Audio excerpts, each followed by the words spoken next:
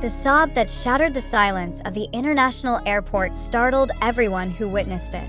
Jungkook, the youngest member of global group BTS, was seen crying uncontrollably in the arms of Jimin, his best friend and fellow groupmate. This moment wasn't captured on stage, nor was it part of a fan meeting. It happened in a public space, during a private trip, and that's what made it so shocking. The question: what could make a world-class star cry so hard in a foreign land? And why did Jimin suddenly appear, as if dropping everything just to hold him? Fan-uploaded video clips clearly show Jungkook looked exhausted, emotional, and utterly broken. He hugged Jimin tightly, as if seeking shelter. No words were heard, only a long embrace and faint sobs.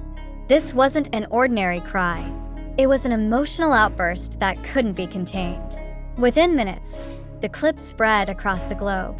But it wasn't just Jungkook's tears that drew attention. Jimin's sudden appearance, amid a packed solo schedule, sparked wider speculation. Just days earlier, Jimin was scheduled to attend a series of promotions for his latest solo album. Interviews, photo shoots, and press events had been neatly lined up, but all of them were abruptly canceled without official explanation. Not long after, he was seen leaving Korea on a flight not listed on any public agenda. This raised suspicion. Did Jimin really cancel his entire career schedule just to follow Jungkook abroad? Insiders in the Korean entertainment industry stated that Jimin's decision was very sudden, even considered controversial among management circles. Some sources said there was no official documentation of his trip and no agency staff accompanied him. This strengthened the theory that the visit was personal or even secret. So, what exactly happened to Jungkook? Many speculations arose. Some claimed Jungkook was under great emotional pressure due to the delay of his solo project. Others linked it to family health issues. But the most widely believed source stated that Jungkook was going through a period of reflection before entering military service, a time that, for many Korean idols, is the most psychologically vulnerable. And in such moments, the presence of someone who truly understands can be the difference between strength and collapse. Jimin, long known as BTS's emotional guardian, may have felt compelled to be there, not as an artist, but as a friend. If Jungkook has to go through something difficult, Jimin will come. That doesn't need to be discussed. It's happened many times, said a staff member who once worked behind the scenes with BTS. But the theory doesn't stop at emotional support. Another suspicion arose.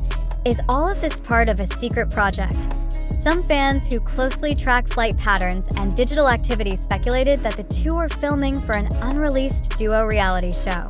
The project name, Are You Sure?, was repeatedly mentioned in online forums, referencing a phrase they once said together during a live stream. There were even visual clues: matching suitcases, coordinated baggage tags, and outfits seemingly chosen for filming purposes. If true, then the airport crying moment could be part of authentic content, deliberately captured naturally. But if not, and the moment was purely private, then we've witnessed something much rarer. Emotional openness from global celebrities in its rawest and most human form. The public became divided. Some praised Jimin's actions as a form of true friendship. The hashtag #HealingLine, a nickname for their emotional closeness, instantly trended. Fans called it not just a hug, but a life-saving act. On the other hand, some warned that anything that goes viral without official confirmation should be approached with caution. What made the situation even more complicated was the silence from hybe. No statement, no clarification, no denial. Even BTS's official account remained unresponsive. And in the K-pop industry, silence is often not just absence, it's strategy. Many believe the agency's silence actually strengthens the speculation that this is part of a larger move, a duo unit launch, a visual documentary project, or even a comeback preparation with a more personal and emotional narrative. All scenarios make sense, especially considering how BTS has always blended art with precise communication strategy. But are we truly witnessing a strategy, or rather the peak of an emotional bond between two individuals who've grown together for over a decade? Whatever the answer, this incident has sparked a much deeper question. How should the public respond to idols' emotional moments that happen offstage? Do they belong to the public to be analyzed and shared, or should they be respected as private moments, even if captured on camera? In a digital fandom atmosphere, it's hard to tell what's organic narrative and what's shaped by algorithms and market expectations. Fans want to believe that Hug was a genuine symbol of friendship and unconditional love. But media and agencies know that moments like that, with the right format, can be the foundation of million-dollar global campaigns. Jungkook and Jimin, two massive names with extraordinary influence, are now at a crossroads between authenticity and public expectation. And if it's true that Jimin canceled his entire solo agenda just to be with Jungkook, then the public deserves to ask, is this sacrifice, solidarity, or the beginning of something bigger? Until an official statement arrives, all will remain speculation. But one thing is certain, that moment has left a mark on millions of hearts. Whether as a sign of friendship, a hidden promotion, or an honest emotional episode, the hug at the airport has become a symbol of something deeper than just tears. As the narrative that shook social media and split public opinion continues, the main question is no longer just what happened, but what does it all mean? Are we truly witnessing a sincere and emotional moment between two longtime friends?